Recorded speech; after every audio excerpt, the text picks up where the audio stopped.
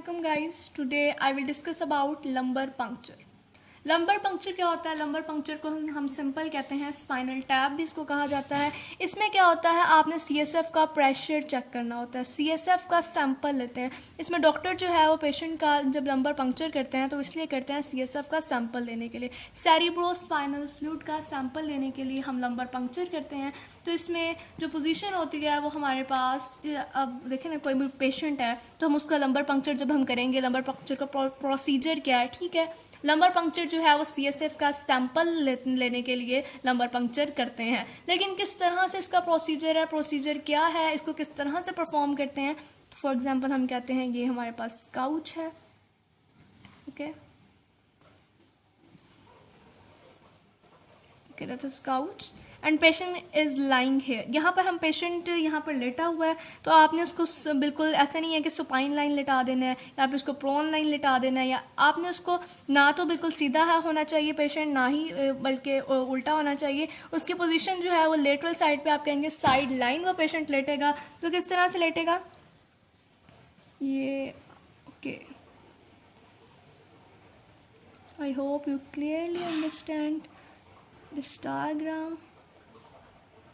Patient जो है वो साइड लाइन पे लेटा हुआ है, ठीक है। अब पेशेंट की आपको ये इमेज पता चल रही होगी, दैट इज इलिक क्रेस्ट, और उसके बाद यहाँ पर ये देखें, ठीक है। उसके बाद ये आ जाती है ये चीज़, और उसके बाद यहाँ से आपका ये है सैक्रम, ठीक है। सैक्रम आ गया, सैक्रम से फिर उसके बाद यहाँ पर आपके वर्टेब्रास होते हैं, लंबर वर्टेब्रास, और ये जो इमेजिनरी लाइन हम ड्रा करते हैं दैट इज इलिक क्रेस्ट, ये आपके वर्टेब्रास हैं। Lumbar vertebrae L4 L5, L4 और L5 के दरमियान क्या होता है, L4 और L5 के दरमियान हम नीडल इंजेक्ट करते हैं, जिसे हम स्पाइनल नीडल कहते हैं। वो नीडल जब हम इंजेक्ट करेंगे तो सबसे पहले वो नीडल पियर्स करेगी आपकी स्किन को। सबसे पहले तो आपकी स्किन है ना, तो सबसे पहले वो नीडल जो है वो पियर्स करेगी आपकी स्किन को पियर्स करेगी, जिसे हम कहते हैं सबकुटेनियस फेशिया को पियर्स करेगी। स्किन को पियर्स करने के बाद उसके बाद आपकी आगे होती हैं लिगामेंट्स, स्पाइनल लिगामेंट्स होते हैं। आपकी जो स्पाइन है वो कुछ लिगामेंट्स के साथ अटैच होती है। तो वो कौन से लिगामेंट्स होते हैं जिनके साथ आपकी स्पाइन अटैच होती है? कुछ लिगामेंट्स हैं, सुप्रास्पाइनस लिगामेंट, सुप्रास्पाइनस लिगामेंट के साथ आपकी स्पाइन अटैच होती है। इसके अलावा इंटरस्पाइनस लिगामेंट, उसके साथ आपकी स्पाइन अटैच होती है। And the last one is ligamentum फ्लेवम, ligamentum फ्लेवम के साथ आपकी स्पाइन अटैच होती है। तो सबसे पहले आपकी जो स्पाइन नीडल थी, जो डॉक्टर ने पेशेंट की बॉडी में उसके लंबर पंक्चर करने के लिए उसके लंबर वर्टेब्रास L4 और L5 में जब उसने स्पाइन नीडल को डाला, तो सबसे पहले वो नीडल जो है उसने पियर्स किया आपकी स्किन को, फिर उसके बाद पियर्स किया आपके लिगामेंट्स को, उसके बाद वो पियर्स करेगी आपकी एपिड्यूरल स्पेस को। एपिड्यूरल स्पेस को पियर्स करने के बाद वो पियर्स करेगी आपके ड्यूरा मैटर को। डेफिनेटली उसके बाद ड्यूरा मैटर आता है तो वो उसको पियर्स करेगी। ड्यूरा मैटर को पियर्स करने के बाद वो आप आएगी सब ड्यूरल स्पेस में। ड्यूरा मैटर के बाद सब ड्यूरल स्पेस आती है तो उसको पियर्स करेगी। देन क्या आएगा आपका एरेक्नाइड मैटर, एरेक्नाइड मैटर को पियर्स करेगी। एंड एरेक्नाइड मैटर के दरमियान क्या आता है, उसके बाद सब एरेक्नाइड स्पेस, सब एरेक्नाइड स्पेस को पियर्स करेगी। और you know very well about it कि सीएसएफ कहाँ पर होता है, सीएसएफ आपकी सब एरेक्नाइड स्पेस में होता है। तो वो अब हमारे पास जब सब एरेक्नाइड स्पेस में आपकी नीडल पहुँच गई है तो उस टाइम वो सीएसएफ का सैंपल ले लेगी। जब सीएसएफ का सैंपल ले लेंगे और अगर हमें सीएसएफ का प्रेशर मेजर करना है तो हम क्या करेंगे, उसके साथ मैनोमीटर अटैच कर देंगे। मैनोमीटर से हमें प्रेशर की रीडिंग का पता चल जाएगा और वो हम इजीली उसका प्रेशर पता कर सकते हैं। सीएसएफ का सैंपल हम ले लेते हैं, ज़्यादा सीएसएफ नहीं निकालना। अगर ज़्यादा सीएसएफ निकाल लेंगे तो प्रॉब्लम्स आ जाएंगी, बहुत ज़्यादा प्रॉब्लम्स आ जाएंगी। हम जो सीएसएफ है उसका बहुत सैंपल के लिए हम बहुत थोड़ा सीएसएफ लेंगे, यू कैन से हम just 5 to 10 millilitre, only 5 to 10 millilitre हम सीएसएफ लेंगे, जिसे उसका सैंपल लेंगे। बहुत इंटरेस्टिंग लग रहा है ना, लेकिन असल में जब हम सीएसएफ का सैंपल लेते हैं, लंबर पंक्चर करते हैं, तो it is so painful. Patient के लिए ये बहुत ज़्यादा अनप्लेजेंट होता है, बहुत ज़्यादा पेनफुल होता है। पेशेंट को इसमें बहुत ज़्यादा तकलीफ होती है, इसलिए हम उसको एनेस्थीसिया देते हैं, लोकल एनेस्थीसिया देते हैं ताकि वो इसको बेयर कर सके, ठीक है। लंबर पंक्चर हमने सिंपल यही पढ़ा। हमने कहा था कि जो लंबर पंक्चर है वो हम सीएसएफ का सैंपल लेने के लिए लंबर पंक्चर करते हैं, लेकिन कुछ कंडीशंस होती हैं जिसमें लंबर पंक्चर नहीं किया जाता। वो क्या है कि अगर आपने लंबर पंक्चर नहीं करना अगर इंट्राक्रेनियल प्रेशर हाई है। अगर पेशेंट का इंट्राक्रेनियल प्रेशर हाई है तो नेवर डू लंबर पंक्चर। कभी भी आपने लंबर पंक्चर नहीं करना अगर पेशेंट का इंट्राक्रेनियल प्रेशर हाई है। नेवर विदड्रॉ सीएसएफ, आपने सीएसएफ का सैंपल नहीं लेना, आपने सीएसएफ को नहीं निकालना, आपने लंबर पंक्चर स्पाइनल टैप का प्रोसेस नहीं करना। कब नहीं करना? जब क्या होगा, इंट्राक्रेनियल प्रेशर हाई होगा, जब इंट्राक्रेनियल प्रेशर ज़्यादा होगा। अगर आप ऐसा कर लेते हो, पेशेंट का इंट्राक्रेनियल प्रेशर बहुत ज़्यादा था, इंट्राक्रेनियल प्रेशर उसका ज़्यादा था और डॉक्टर ने क्या किया, उसका लंबर पंक्चर कर लिया, उसका सीएसएफ के सैंपल को ले लिया, तो उसकी वजह से पेशेंट की डेथ भी हो सकती है। तो लंबर पंक्चर करने से पहले देखें कि पेशेंट का इंट्राक्रेनियल प्रेशर हाई तो नहीं है। तो अब ऐसा तो नहीं होगा ना, पेशेंट से आप पूछेंगे हाँ जी आपका इंट्राक्रेनियल प्रेशर हाई है या नहीं हाई, ऐसे तो नहीं होगा ना। उसको क्या पता उसको इंट्राक्रेनियल प्रेशर हाई है या नहीं हाई। तो आप कैसे पता करेंगे कि आपने लंबर पंक्चर करना है या नहीं करना? कैसे आपको पता चलेगा कि इंट्राक्रेनियल प्रेशर हाई है या फिर लो है या फिर नॉर्मल है, क्या प्रोसेस है? इसमें कुछ चीज़ें आती हैं, 5 चीज़ें आप कह लें कि आपने अपने जहन में रखनी है। 5 points. Number 1, history of the headache. 5 चीज़ें जो जहन में रखनी है उसमें आ जाता है सबसे पहले हिस्ट्री ऑफ द हेडेक।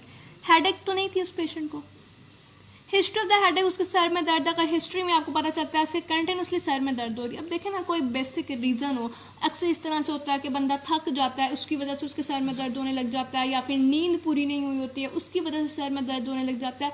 ये तो एक नॉर्मल सी चीज़ें हैं ना, ये तो अब एक नॉर्मल पर्सन में इस तरह से हो जाता है कि उसके सर में दर्द होने लग जाता है। लेकिन अगर कोई इस तरह से है कि अनएक्सपेक्टेड हेडेक है, पता ही नहीं है, अनएक्सप्लेन्ड हेडेक है, वो एक्सप्लेन नहीं कर सकता उसको हेडेक किस वजह से हुआ है। ना तो उसको फटीग थी, ना तो ऐसा था कि उसकी नींद नहीं पूरी, मतलब ना तो ऐसा था कि उसको कोई एक्सीडेंट हुआ है, किसी ने उसके सर पे कुछ मारा है।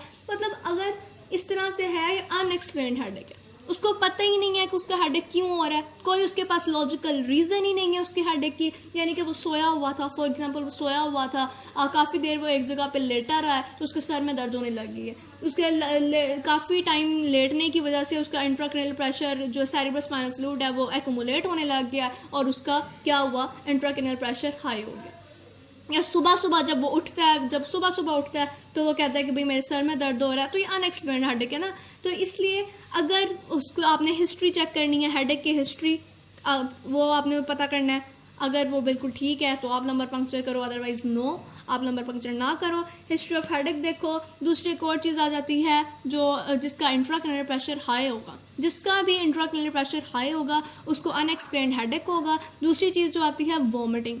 वॉमिटिंग होती है लेकिन सिर्फ वॉमिटिंग नहीं होती है, उसको वॉमिटिंग होती है प्रोजेक्टाइल वॉमिटिंग। प्रोजेक्टाइल वॉमिटिंग क्या होता है? वॉमिट आपको पता है कि जब उल्टियाँ वगैरह आती हैं, ठीक है, तो प्रोजेक्टाइल वॉमिटिंग क्या होता है कि पेशेंट यहाँ खड़ा है ना और उसकी जो वॉमिट होगी ना वो एक पूरा प्रोजेक्टाइल बनेगा और वो दूर जाके गिरेगी। मतलब वो यहाँ पर खड़ा है और उसकी वॉमिटिंग काफ़ी दूर जाएगी, काफ़ी दूर जाके गिरेगी, तो उसको हम कहते हैं प्रोजेक्टाइल वॉमिटिंग। अगर किसी पेशेंट को प्रोजेक्टाइल वॉमिटिंग हो रही है इसका मतलब ये है कि उसका इंट्राक्रेनियल प्रेशर हाई है। जब उसका इंट्राक्रेनियल प्रेशर हाई है तो क्या हमें लंबर पंक्चर करना चाहिए? नो, अब हम लंबर पंक्चर नहीं करेंगे बिकॉज उसको प्रोजेक्टाइल वॉमिटिंग हो रही है। इसका मतलब उसका इंट्राक्रेनियल प्रेशर हाई है, और जब इंट्राक्रेनियल प्रेशर होता है तो never do lumbar puncture when patient has high intracranial pressure. तीसरी चीज़ आ जाती है अगर उसका बीपी बहुत ज़्यादा हाई है, राइजिंग बीपी। देखें ना, पहले उसका बीपी जितना था, ठीक है, थोड़ी देर बाद आपने फिर चेक किया उसका बीपी उससे ज़्यादा हो गया। मतलब प्रोग्रेसिवली आहिस्ता आहिस्ता उसका बीपी जो है वो रेज करी जा रहा है, उसका बीपी कंटिन्यूसली हाई हो जा रहा है, हाई हो रहा है। तो उससे क्या होगा, ये शो करता है कि उसका इंट्राक्रेनियल प्रेशर हाई है। अगर प्रोग्रेसिवली बीपी हाई हो रहा है, अगर प्रोजेक्टाइल वॉमिटिंग आ रही है, या फिर अनएक्सप्लेन्ड हेडेक हो रहा है, बगैर किसी वजह के सर में दर्द हो रही है।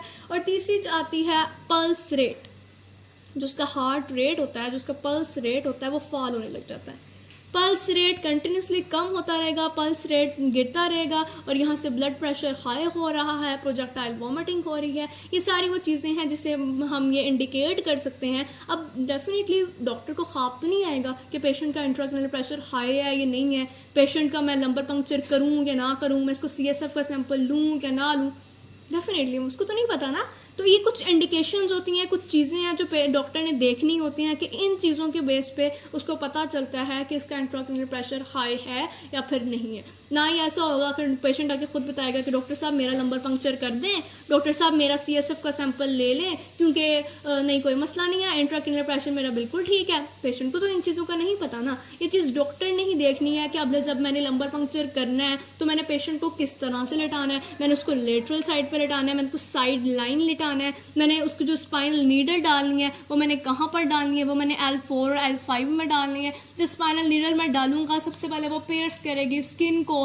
फिर उसके बाद लिगामेंट्स को पेयर्स करेगी, फिर एपिड्यूरल स्पेस को पेयर्स करेगी, फिर ड्यूरा मैटर को पेयर्स करेगी, सब ड्यूरल स्पेस को पेयर्स करेगी, एरेक्नाइड मैटर को पेयर्स करेगी, सब एरेक्नाइड स्पेस को पेयर्स करेगी, और फिर वहाँ से हमें पता है कि सब एरेक्नाइड स्पेस में CSF होता है, तो वहाँ से CSF का सैंपल हम ले लेंगे। लेकिन याद रखें कि सब एरेक्नाइड स्पेस तक ही पेयर्स करनी चाहिए। अगर सब एरेक्नाइड स्पेस के बाद आगे क्या आ जाता है, पाया मैटर। पाया मैटर को अगर उसने कर दिया तो उसका मतलब स्पाइनल प्रॉब्लम्स आ जाएंगी, तो फिर काम हो गया बिल्कुल ख़राब। फिर डैमेज हो सकता है, आपका स्पाइनल कॉर्ड डैमेज हो सकता है, बहुत ज़्यादा प्रॉब्लम्स आ सकती हैं अगर आपकी स्पाइनल नीडल ने पाया मैटर को कर दिया। क्योंकि हमें चाहिए CSF, हमें CSF चाहिए, तो CSF हमें पता है कि सब एरेक्नाइड स्पेस में प्रेजेंट है। CSF जब सब एरेक्नाइड स्पेस में प्रेजेंट है तो वहीं से CSF निकालेंगे, आगे जाने की ज़रूरत ही नहीं है। ठीक है, ये 4 चीज़ें हमने पढ़ी। 5वीं चीज़ रह जाती है। एक और चीज़ देखी जाती है कि उससे हमें पता चलता है कि इंट्राक्रेनियल प्रेशर हाई है। ठीक है, ना तो पेशेंट ने खुद बताना है, ना तो डॉक्टर को ख्वाब आनी है कि इंट्राक्रेनियल प्रेशर हाई है। कुछ चीज़ें हैं जो डॉक्टर ने देखनी है, डॉक्टर ने उससे पूछना है, उससे सवाल जवाब करने हैं कि आपको हेडेक तो नहीं होता, आप प्रोजेक्टाइल वॉमिटिंग तो नहीं है, उसका BP चेक करेगा थोड़ी थोड़ी देर बाद कि उसका BP बार बार राइज तो नहीं हो रहा, उसका पल्स रेट चेक करेगा। उसके बाद डॉक्टर अगर ये सारा कुछ नहीं हो रहा, बिल्कुल हर चीज़ नॉर्मल है, तो डॉक्टर जो है वो कर सकता है लंबर पंक्चर। अदरवाइज डॉक्टर जो है वो लंबर पंक्चर नहीं करेगा, क्योंकि फिर डेथ के चांसेस होते हैं। क्योंकि लंबर पंक्चर हम कभी भी तब नहीं करते जब उसका इंट्राक्रेनियल प्रेशर ज़्यादा होता है। तीसरी जो चीज़ आती है वो होती है पैपेल एडीमा। पैपेल एडीमा क्या होता है? पैपेल एडीमा भी आपको पता है पैपेल एडीमा क्या होता है? Have you heard the term papule oedema?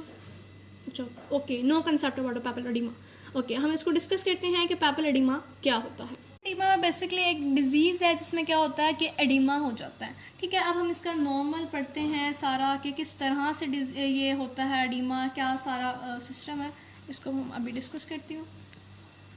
Okay, that is your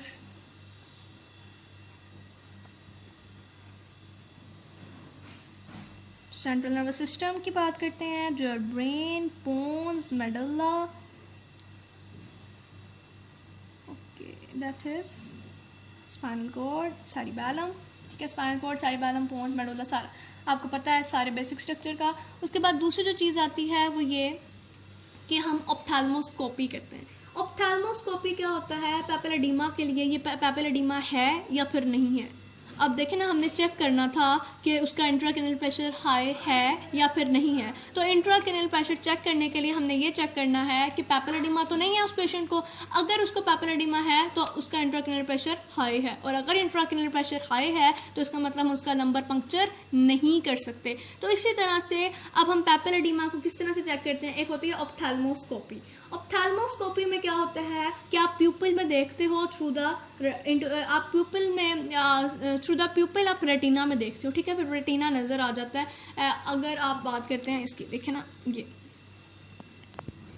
ये है आपका रेटिना, इसमें होती है ऑप्टिक डिस्क। नॉर्मल पर्सन में अगर आप ऑप्थेल्मोस्कोपी करते हैं तो उसकी जो ऑप्टिक डिस्क होगी, उसके जो मार्जिन्स होते हैं वो बिल्कुल क्लियर होते हैं, बिल्कुल शार्प होते हैं, किसी किस्म का उसमें प्रॉब्लम नहीं होता है। अगर आपने पेशेंट की ऑप्थेल्मोस्कोपी की है तो आपको नज़र आएगा कि इसके जो मार्जिन्स हैं वो बिल्कुल क्लियर हैं, बिल्कुल शार्प हैं। लेकिन अगर पेशेंट को पैपेल एडीमा है, तो उसके जो ऑप्टिक डिस्क के मार्जिन होंगे ना, वो बिल्कुल थोड़े से ब्लर टाइप से होंगे, ब्लर टाइप से उसके मार्जिन होंगे। इसका मतलब उसको पैपेल एडीमा है, और इस टाइम आपको उसका नहीं करना चाहिए लंबर पंक्चर।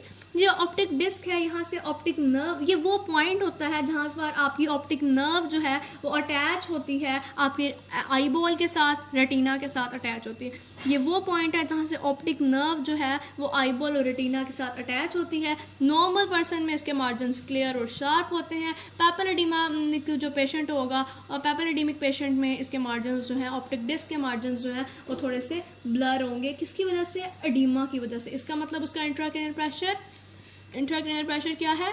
हाई है, उसका इंट्राक्रैनियल प्रेशर ज़्यादा है। उसके बाद अब हम सिंपल इसकी डिस्कस करते हैं। ये आ गया। इसके बाद अब हम पता है कि पाया मैटर होती है, ठीक है। अब यहाँ पर मैंने बना दिया है एरिकनाइट मैटर।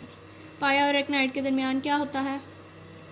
पाया और एरिकनाइट के दरमियान क्या होता है? सब एरिकनाइट स्पेस। सब एरिकनाइट स्पेस में क्या होता है? Cerebrospinal fluid. ये CSF सारा जो है वो यहाँ पर प्रेजेंट है।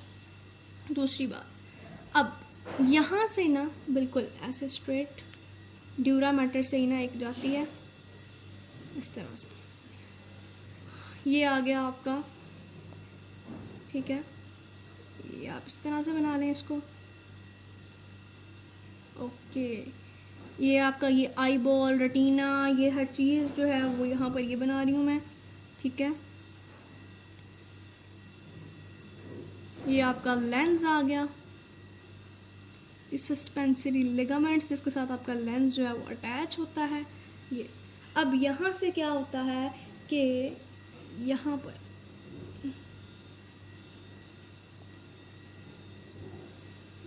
Okay, make it black so that you clearly understand about it. That is your optic nerve. Optic nerve यहाँ से जो निकल रही है ये जाके ड्यूरा मैटर की तरफ जाती है, ठीक है, इस तरह। अब ये जो ऑप्टिक नर्व है इसके बाहर क्या है? Dura mater. ये आपका ड्यूरा मैटर है ना, ठीक है। ये आपका सब एरिकनाइट स्पेस है जिसमें CSF है, बाहर सब उसके बाहर क्या होता है? ड्यूरा मैटर है। तो यहाँ से ये जो ऑप्टिक नर्व है ये इस तरह से सप्लाई हो रही है इसको, ठीक है। अब इसमें क्या होता है? आर्टरीज है। अब कुछ आर्टरीज जो होती हैं वो यहाँ से आप सिंपल कहेंगे आर्टरी जो है वो एंटर हुई, रेटिनल आर्टरी जो है वो जाएगी और ये सप्लाई हो रही है इस तरह से, ठीक है। इसी तरह से अब यहाँ पर वेन जो है वो भी ड्रेनेज होगी, वेन आएगी, यहाँ पर आ गई आपके पास वेन। वेन जो है वो ब्लड को बैकवर्ड ड्रेन करती है, बाहर की तरफ लेकर आना होता है उसने, वेन ने, ठीक है, ऐसे लेकर आ रही है। आर्टरी जो है वो ब्लड को सप्लाई कर रही है, आर्टरीज जो है वो ब्लड को सप्लाई करेगी जिस तरह से अगर इंट्राक्रैनियल प्रेशर हाई हो जाता है तो CSF का प्रेशर भी हाई हो जाता है, ठीक है। नॉर्मल इस तरह से होता है कि ये जो रेटिनल आर्टरी है ये आपके ब्लड को सप्लाई करेगी रेटिना तक, वेन जो है वो रेटिना से ब्लड को बैकवर्ड लेकर आएगी, ठीक है, ब्लड को जो है वो बैकवर्ड ड्रेन करेगी। लेकिन अगर इंट्राक्रैनियल प्रेशर हाई है, यहाँ पर इंट्राक्रैनियल प्रेशर हाई है, जब इंट्राक्रैनियल प्रेशर होगा हाई ज़्यादा हो जाएगा तो यहाँ पर जो CSF का प्रेशर है वो भी ज़्यादा हो जाएगा। जब CSF का प्रेशर यहाँ पर ज़्यादा होगा तो उसकी वजह से क्या होगा कि यहाँ आप देखें ना ये ऑप्टिक नर्व है, ऑप्टिक नर्व के गिर्द भी तो सेरेब्रोस्पाइनल फ्लूइड है ना, तो अब ऑप्टिक नर्व के गिर्द जो सेरेब्रोस्पाइनल फ्लूइड है वो भी ज़्यादा हो जाएगा, उसका भी प्रेशर ज़्यादा हो जाएगा। जब उसका प्रेशर ज़्यादा हो जाएगा तो अब यहाँ पर जो आर्टरीज होती है ना, आर्टरीज का प्रेशर ज़्यादा होता है या वेन्स का प्रेशर ज़्यादा होता है? क्या ख्याल है? क्या ख्याल है? Arteries, okay. I should think about arteries का प्रेशर ज़्यादा होता है। Yes, Usama had different points. He thought that veins का pressure ज़्यादा होता है। Actually, arteries का pressure ज़्यादा होता है। Arteries have high pressure as compared to veins. Arteries का pressure जो है वो ज़्यादा होता है as compared to veins, ठीक है। इस वजह से अब यहाँ पर CSF का प्रेशर ज़्यादा हुआ। जब इंट्राक्रैनियल प्रेशर ज़्यादा हुआ तो फिर क्या हुआ? CSF का प्रेशर भी ज़्यादा हो गया। जब CSF का प्रेशर ज़्यादा हुआ तो ये आर्टरीज जिनका प्रेशर ऑलरेडी ज़्यादा ही होता है तो उनके लिए कोई प्रॉब्लम नहीं आई, उसने उसी तरह से ब्लड को वो लेकर चलेगी, उसने ब्लड जो है वो रेटिना तक सप्लाई कर दिया। लेकिन वेन्स का प्रेशर जो होता है वो थोड़ा लो होता है, तो उसकी वजह से ये जो इतना ज़्यादा जब प्रेशर हो गया तो इस हाई प्रेशर की वजह से CSF के बहुत ज़्यादा प्रेशर की वजह से जो वेन थी वो क्या होगी? वो थोड़ी कंप्रेस हो जाएगी, ठीक है। इसको अब हम थोड़ा सा डिटेल से कर लेते हैं ताकि आपको पता चल जाए। ओके,